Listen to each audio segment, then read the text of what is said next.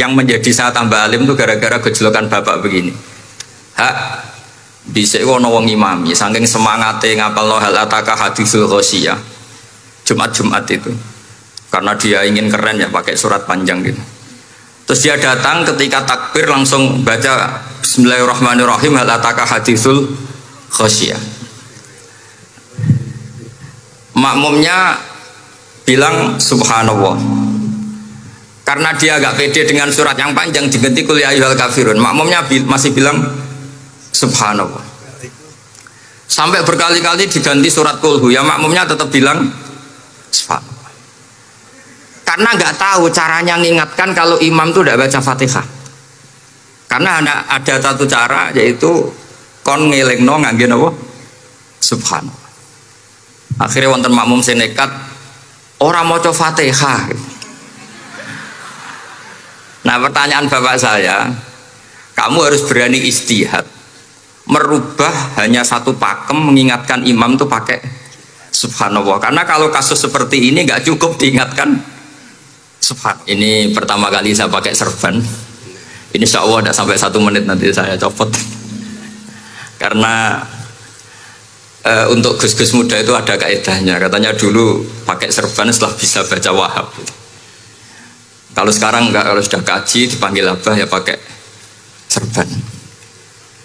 Saya ini santri sarang mulai kecil, dulu pakai fikih model usul fikih. Jadi kalau keyakinan Mbah Maimun itu kalau ada santri pakai peci putih itu dimarahin. Katanya beliau wong desa itu kaji adol Tegal adol sawah, mbok saingi kedul 5.000. Jadi ngelarani kiai itu ngelarani wong desa itu dosa katanya gitu. Tapi beberapa kiai pakai peci putih karena sunat. Akhirnya saya sudah haji tapi keterusan pakai peci hitam karena mulai kecil diharamkan terus keterusan gitu. Pakai serban juga gitu. Dulu ada kaidahnya katanya boleh pakai ini harus setelah ini terus keterusan nggak pakai.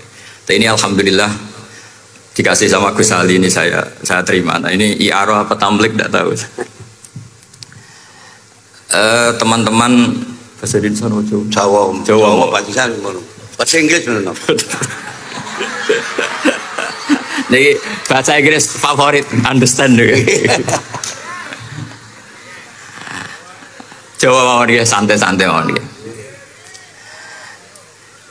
Ini saya tidak tahu, saya harus istighfar atau harus syukur. Karena kenapa saya berpikir ini kalau butuh istighfar nopo syukur, mergi termasuk yang paling saya hindari itu acara seperti ini. Cuma ada 2% pengecualian, yaitu guru, keluarga, temannya bapak. Ini Gus Ali termasuk masuk kategori temannya bapak. Saya itu berkali-kali diundang acara publik itu tidak pernah mau.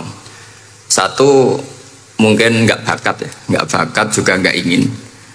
2, saya tidak cukup punya kemampuan untuk menjelaskan konstruksi Islam yang utuh hanya dalam waktu 1 jam. Karena keyakinan saya ngaji itu harus khatam. Karena saya ini trauma. Kalau ngaji di depan, musannad bilang kama sayati, sebagaimana yang akan datang. Setelah belajar di belakang kama sabako, seperti yang sudah kelewat. Sehingga gara-gara itu saya kalau sinau itu khatam dari min awali hatta akhiri. Karena yang satu di depan kama sayati, setelah di belakang kama sabako apa kama takotan. Yang jelas ilmu yang saya tekuni memang ilmu tafsir. Gus Ali tahu betul tentang bapak saya karena mulai kecil saya ini menangi beliau belum tenar-tenar amat sampai sangat tenar, mungkin sampai langit dia khawatir. Begini, dulu saya di sarang itu pernah rois takrib, rois Fathul Mu'in, tapi yang menjadi saya tambah alim itu gara-gara gejolokan bapak begini. Hak dhisik ana wong imami saking semangate ngapalno hal ataka hadisul ghasyiyah. Jumat-Jumat itu. Karena dia ingin keren ya pakai surat panjang gitu. Terus dia datang ketika takbir langsung baca Bismillahirrahmanirrahim hal ataka hadisul ghasyiyah. Makmumnya bilang subhanallah. Karena dia agak pede dengan surat yang panjang diganti kul ya ayyuhal kafirun. Makmumnya masih bilang subhanallah. Sampai berkali-kali diganti surat kulhu, ya makmumnya tetap bilang subhanallah. Karena nggak tahu caranya mengingatkan kalau imam itu tidak baca Fatihah. Karena ada satu cara, yaitu kon ngelingno ngangge napa? Subhanallah. Akhirnya wonten makmum sing nekat ora maca Fatihah.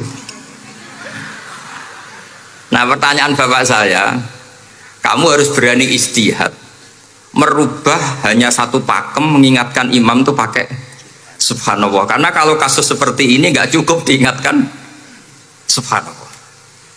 Niki adik-adik kira-kira batal mboten ngelingno imam muni ora maca Fatihah. Kalau sampean bilang batal berarti nggak ada solusinya. Kalau bilang sah itu beberapa kalimat yang dalam pakem sholat itu napa? Membatalkan. Sampean milih batal apa enggak? Enggak polling saja kayak pemilu. Sampai saya tuh cari-cari, akhirnya ketemu juga di kitab Mizan Kubro diterangkan oleh Imam Malik bahwa kalamul musolli, musolli itu ngomong, kalau itu manfaat, tapi jangan ditiru loh ya, dan darurat, ya, dan darurat, maka itu boleh dan tidak membatalkan sholat. Misalnya imam sholat kemudian di bawahnya ada bom atau ada ular kobra, kalau nggak ada cara ya mau tidak mau harus diingatkan pakai kalimat. Karena kalau subhanallah nanti gonta-ganti surat saja itu. Tahu-tahu mati dipatok ular apa? Kobra. Sehingga dari gejolukan-gejolukan seperti itu akhirnya saya berpikir, sampai saya nyari kitab-kitab Al-Madzhabul Arba'ah, karena memang nggak cukup. Terus pertanyaan kedua kata bapak saya tentang tradisi, misalnya orang-orang kampung kalau bikin batu bata itu dari tanah, kemudian kadang makjunun bisirjin, kadang dicampur dengan apa? Sirjin. Nggak usah diterjemah, ini sambil latihan bahasa Arab katanya. Masa pondok internasional nggak bisa bahasa Inggris sama bahasa Arab? Makjun ya. Ternyata mazhab Syafi'iyahnya membolehkan atau nganggap alat tohara itu dua, alma wa turab.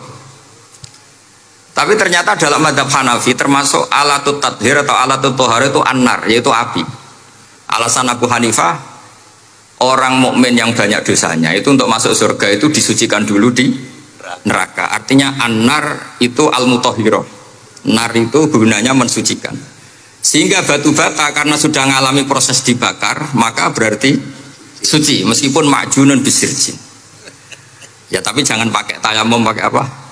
Nah, jadi kalau anda mandi junub atau nggak punya wudhu, kalau nggak ada turab sama apa air, ada solusinya, yaitu wudhu pakai nar. Tapi itu jelas haram itu kalau itu, karena nggak mungkin nggak ada turab, itu nggak mungkin.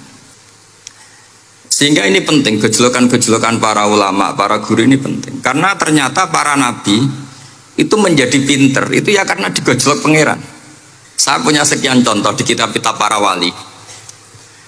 Ketika datang malakul mauti ke Nabi Ibrahim dan akan mengambil nyawanya, itu Nabi Ibrahim tangklet, kowe sapa? Aku malaikat. Ono apa? Ditugasno pangeran mencabut nyawa Anda. Terus kata Nabi Ibrahim, apa kamu tahu saya ini siapa? Ya tahu, Anda Khalilur Rahman, kamu kekasih Allah. Terus kata Nabi Ibrahim, hal ra'aita habiban yumitu habibah, masa ada kekasih membunuh yang dikasih? Pasti Anda salah. Ya karena malaikat nggak pernah ngaji di sini, di progresif ini, dia tidak bisa jawab. Akhirnya niki kalau pamit, niki kalau sembuh niki cekap, niki cekap, bingung, betul kulino nih bingung,